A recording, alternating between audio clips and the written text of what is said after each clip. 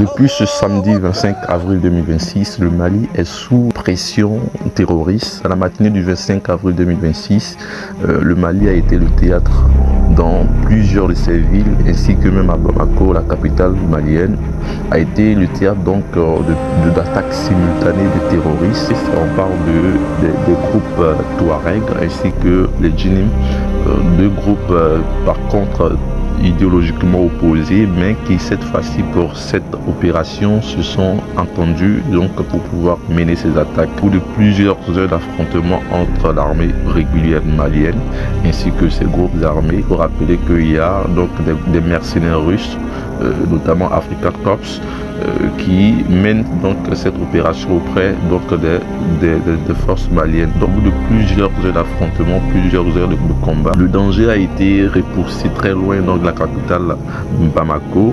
Par contre, cette attaque s'est soldée par donc l'assassinat du ministre de la Défense, M. Sadio Kamara, ainsi que son épouse et ses enfants. Voilà une perte lourde pour le Mali, et ces attaques, selon certaines sources, continuent toujours. Alors on se demande bien quelle est l'idée derrière ces attaques, quelle est la motivation de ces différentes attaques-là. Peut-il s'agir d'une ingérence de puissances étrangères? Alors, beaucoup d'analyses géopolitiques, beaucoup d'acteurs politiques nationaux, internationaux et extérieurs à l'Afrique estiment que ces attaques seraient donc l'œuvre pour certains de la France et d'autres donc de certains pays de la sous-région donc africaine.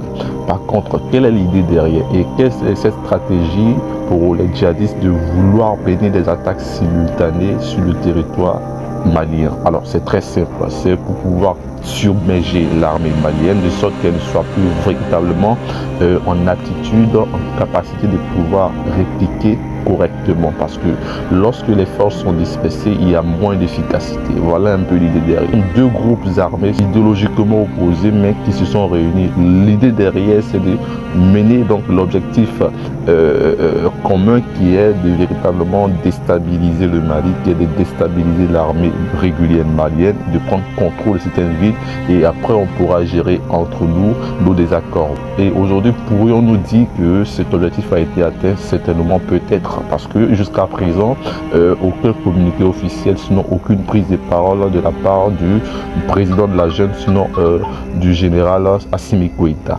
Et on le rappelle que le ministre de la Défense, Sadio Kamara, était un ami très proche, une personne avec qui il a partagé les champs de combat. Et aujourd'hui, c'est une perte véritable pour sa personne et même pour la classe politique, pour la junte tout entière. Mais quel est le rôle aujourd'hui des autres juntes de la sous-région, notamment Burkina et le Niger, sans rappeler également aucune réaction, aucun acte de soutien? Alors, on se demande bien le bien fondé de cette alliance. Les autorités ivoiriennes, de leur côté, ont réagi par le renforcement de leur dispositif sécuritaire aux frontières avec le Mali. Et dans la classe politique nationale, on a eu la réaction donc du président du PPACI, le parti donc des peuples africains, Côte d'Ivoire, donc par la voix de son président Laurent Gbagbo, a adressé l'alliance ainsi que leur soutien indéfectible au peuple malien.